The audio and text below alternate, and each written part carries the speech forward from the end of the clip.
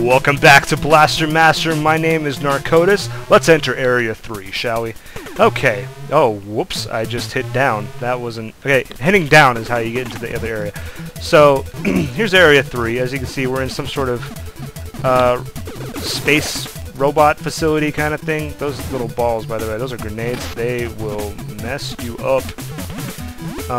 These guys, the worms, they were in stage 2. I didn't really comment on them too much, but you'll hear me curse them out more than once in this series. I'm quite sure of it. They're just the worst, because you can't shoot them in your tank.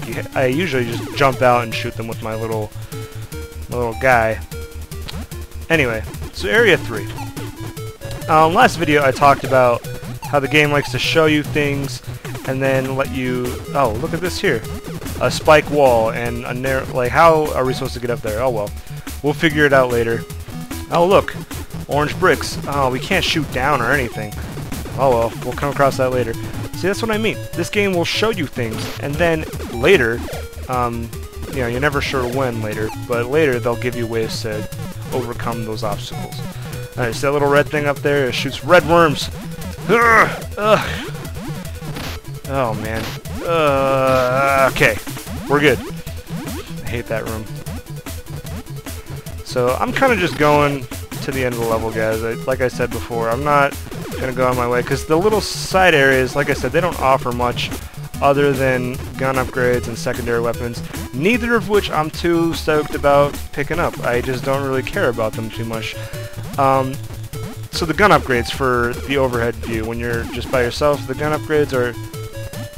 So, here's how it works. The first, 3 levels of your gun upgrade. Just make your shot, your regular shot, go straighter and faster and farther. Yeah, and one gun upgrade will let your shot go all the way across the screen. Once you hit upgrade 4 is when your shots start doing that curly thing, and then upgrade 5 is like a curly thing but with a wider radius. Those things, see, the problem with the curly shot is that you can only have so many bullets on the screen at a time. And when your shot, like your curling shots, don't hit anything for a while, they'll just circle like 6 or 7 rotations. I mean, they'll just keep going, which will ultimately prevent you from firing as much as you want to. It can be pretty problematic, especially when you're just trying to do precision shooting. In fact, the only time you're ever going to want to use your gun on a boss is when you need to shoot in a precise location. I mean, those circle things are good for taking out certain kinds of enemies, like the kind of enemy that will shoot you if you're looking at it. Or sometimes you just need to take an enemy out from around the corner. That's fine. But ultimately, those things aren't... That weapon upgrade is not useful in the slightest. And then the... What number was it? 6? The 6th weapon upgrade is kind of like this little spread shot. Like, it's hard to describe. But it shoots one bullet, and then it'll just, like, sway back and forth in, like, a certain width. And then, you know, it just kind of goes like that. I can't really describe it to you without showing it to you, so maybe I'll just leave that for another time. But I gotta tell you why that weapon is the worst when I have that. So, I mean, the 7th level weapon upgrade is by far the best, because the bullets just go through walls. They're super fast, and there's like hundreds of them. Like, I mean, it's kind of ridiculous how good the gun is. But again, I don't know. It's not my favorite. I'm just gonna say that. I really just prefer the long range, single shot, straight shooting gun. And maybe I'll have to make that apparent in later videos. But anyway. So we're coming up towards the end of the Area 3 here. This is one of the longer areas in the game. If you've been paying attention, the whole map kind of... So one cool thing about this game is that all the maps, all the areas, if you were to print out all of their, every screen, they all fit in one big box, and it loops every single box loops around itself. So if you reach the right edge of the box, you'll end up on the left edge. So it's nice. It's one just big handy map. I'm not using any maps or anything, but I'm just saying that if you were to so inclined, there are maps on the internet you can find. So, anyway, I want to make note of these little, oh, those little guys that are flying by. Just remember those. That's all. They drop the. See these? Yeah. Anyway. Ow. Man. Ow. God. These grenades. See that? I was like almost full health, and now I'm down to 3. Okay. Yeesh. Ugh. I'm playing sloppy. Alright, see those H's? The H's are important. That's what those little flying horseshoe guys drop. I don't know what they really look like. Okay. So here we are. The overhead area. Area 3. So, I want to try to hang on. Oh, by the way the gun upgrades work, I don't know if I explained this last video, I certainly showed it, but they, if you get hit, oh, damn it, if you get hit, you lose a level of your gun. You probably just saw that there. I'm still okay. I still have all the gun I need for this boss.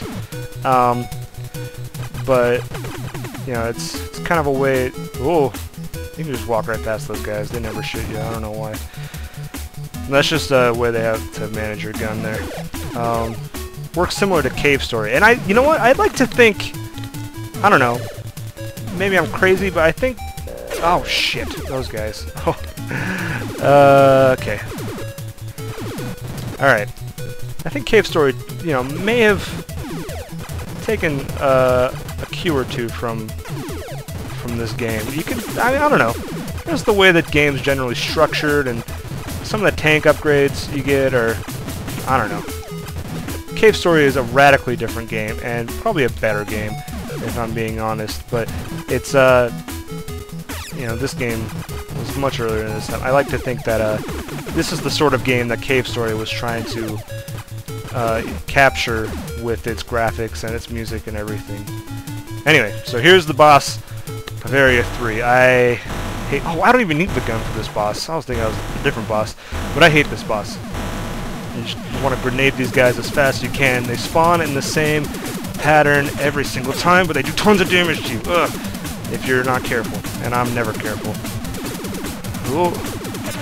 Ah, dang it. Okay. Come on. I really don't want to die. Oh, no! Ah, damn it. Okay. Okay, we're okay. Let's do this again. Take 2, guys. Alright.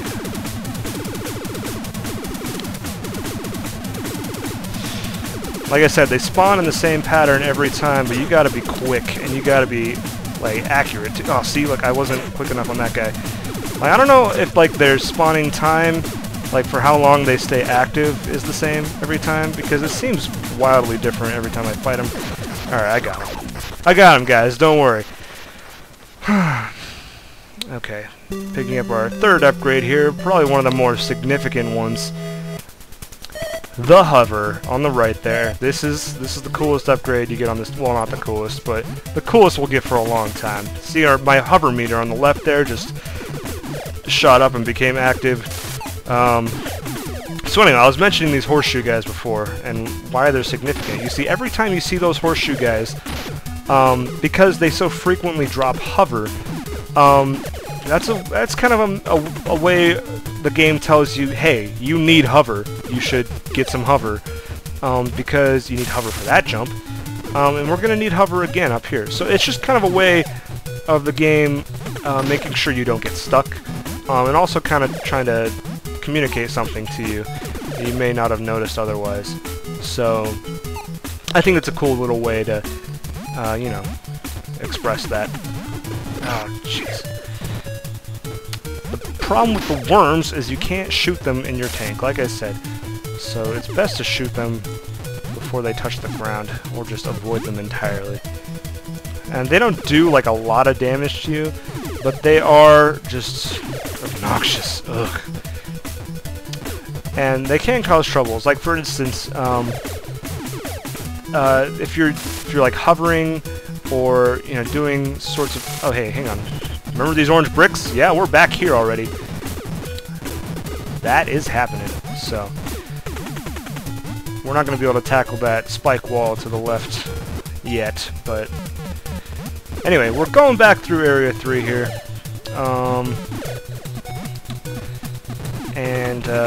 Because we gotta go back all the way through here to get to Area 4. This one isn't as laid out as nicely as Area 2. You can see we have to do a bit more backtracking than we do on Area 2. But it's not too bad. With that orange brick passage, I mean, they made sure it was as clean as possible. Because like I said, we're gonna have to come back to Area 3 later in the series. You'll see.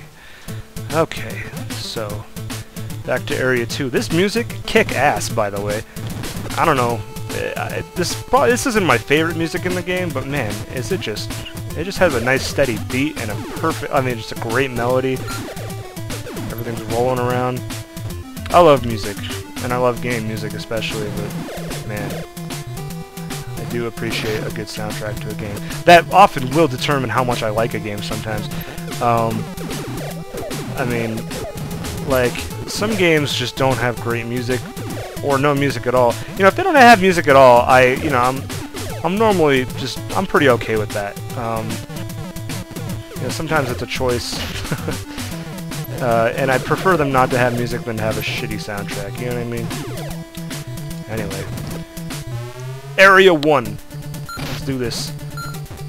That flying thing over there, doesn't it look like a praying mantis head, kinda? I don't know. That's what I always view.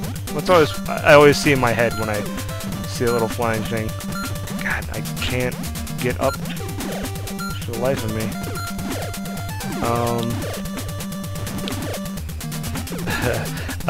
So yeah. I think I mentioned the enemy design. It's pretty lackluster, but I do like. I mean, I like. Each enemy sort of has its own purpose, even though some enemies are just kind of reskins of other enemies. It's okay, you know? I'm fine with it. They're just not very memorable, you know what I mean? Like Mega Man, they have enemies that, like, became their own characters, like the Mets. Like, those are like, I don't know, those are like a staple of Mega Man history now. And then, you know, there's, each game has its own very iconic, like there's the Hammer Joes and the Sniper Joes and all those guys. I don't know, those guys are... Blaster Master certainly didn't have any of that. There wasn't a whole lot of iconic... There's some iconic bosses, that's for sure. But, you know... Oh, look at that! Flying horseshoes. What does that mean, you guys? You guessed it, we're gonna have to hover all the way at the beginning of the game. This was something, you know, Nintendo games were a fan of doing, putting secrets at the beginning of the game. But, you know. Alright, so here's what you gotta do. Stay away from the edge, otherwise that guy will jump on you. And by the way, if you take damage while you're hovering, you'll fall all the way to the bottom. And if you fall all the way to the bottom, you're gonna have to refarm all that hover. Luckily, I didn't have to farm any of it, so that's pretty good. And here's the walking soccer balls, as I like to call them. I don't know what they're supposed to be. And through this door is Area 4. I'll see you guys next time.